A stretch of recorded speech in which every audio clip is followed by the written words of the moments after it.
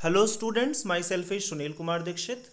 I welcome you through this video on behalf of St. Mary Convent School, which is the best educational hub of Barhas city. Now let's move toward the next platform, and it is video classes.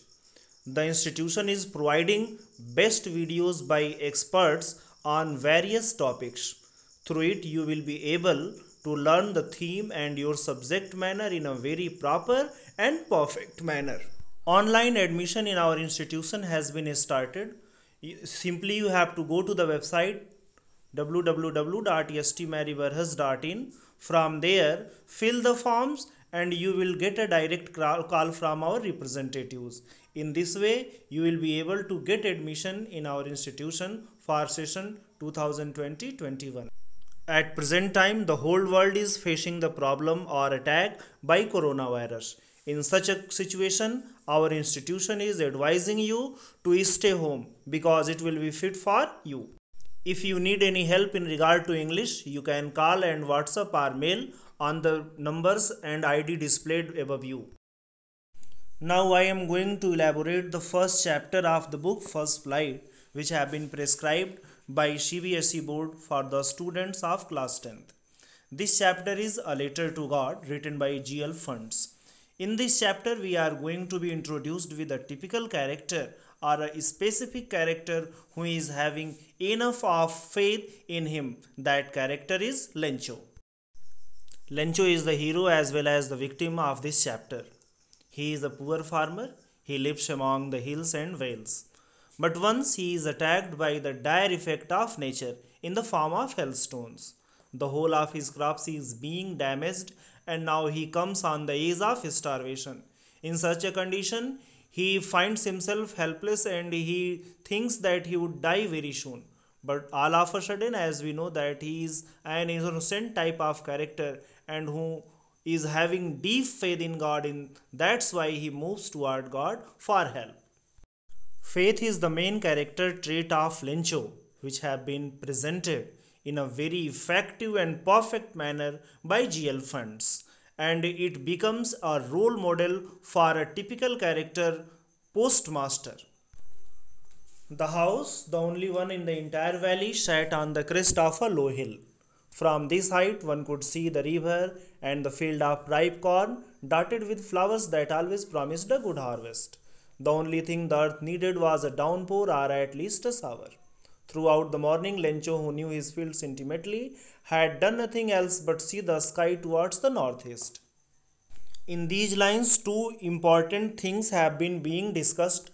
The first thing is the location of Lencho's house, and the second thing is the status of his crops.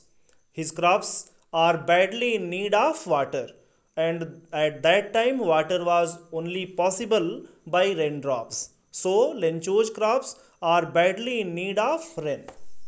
Lencho is associated with the profession of farming, and that's why he is very optimistic in regard to showers. And by this purpose, he is observing toward the sky in the direction of northeast. Observing the status or condition of clouds, Lencho is perfectly convinced that rain is possible, and that's why he opens it in a very clear manner. At this time, his wife is cooking food and his children are playing near around the house. When the food is ready, the mother calls to all of them, means to Lencho and to all his sons for dinner. At this time, everyone is extremely happy, Lencho and his sons. Lencho is happy that the crops are going to get water and the children are happy only to think about rain. Now Lencho is having dinner along with his children. All of a sudden, they observe huge clouds of mountains in the sky. Suddenly, the rain starts. Lencho grows very happy and he goes outside to see and to realize the happiness of rain on his body. When he returns from there, he describes about the value and importance of raindrops, saying that the large raindrops are of 10-cent value and the small raindrops are of 5-cent value. Everything is going in a very fair and perfect manner, but we know that nothing fair goes for a long duration, and the same thing happens. All of a sudden, strong hailstones begin to fall. though these are harmful for the crops of Lencho, but these are truly appearing like perfect silver coins. Lencho grows very restless and he hopes that these things will pass very soon, but it doesn't happen so.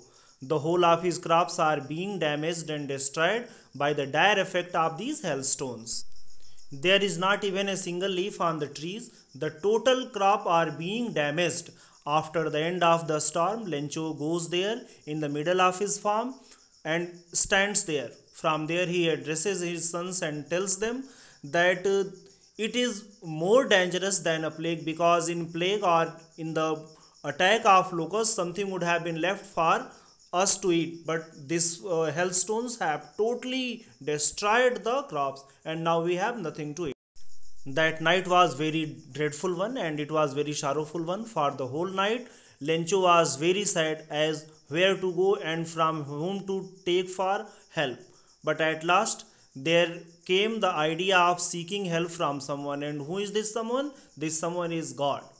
Yes, Lencho is highly atheistic character who believes in God, and that's why in this condition of demand and in this condition of misfortune, he thought to God as the single hope. He consoled his children not to grow sad because there is one who can help them. He told them that they must have full faith and full belief in God. For the whole night, Lencho thought about God as how to convey the message to him. And in the morning time, there was an idea for him. And let's see forward what is this new idea in the mind of Lencho. Lencho comes with an idea to write a letter to God. As we know that Lencho was not highly literated and cultured one, but still he knew how to write the letter. So he wrote a letter to God, and through this letter he introduced God with his problem. He told God that the whole of his crop had been destructed and damaged by the attack of hailstones and now he had nothing to eat. So he demanded 100 pieces from God so that he could eat and to sow the crops again. After writing the letter, Lencho posted it in the mailbox. At the post office, a postman found this letter. The postman was extremely amazed because this letter was addressed to God. Throughout the whole of his career as a postman, he had never known that address. So he took the letter to the postmaster. The moment when postmaster saw the letter, he was also extremely surprised and at first he laughed. But shortly afterwards, postmaster turned very serious to see the faith of the man. The postmaster thought of answering the letter, but when he opened the letter, he knew that for answering the letter, he needed something more than goodwill, ink and paper. It was what? It was money. Yet the postmaster didn't give up hope and he collected money from several sources. He also contributed the whole of his salary and some of his friends also contributed him. Nearly all the employees of the post office also helped the postmaster for this noble work. Yet the postmaster was not able to gather together 100 pieces. He was able to collect only little than half. He put the money in an envelope and on the upper side of the envelope he wrote only a single word, God, and then dropped it in the mailbox so that Lencho might receive it. The next Sunday, Lencho came to the post office to ask for any letter for him, and the postman himself gave him the letter.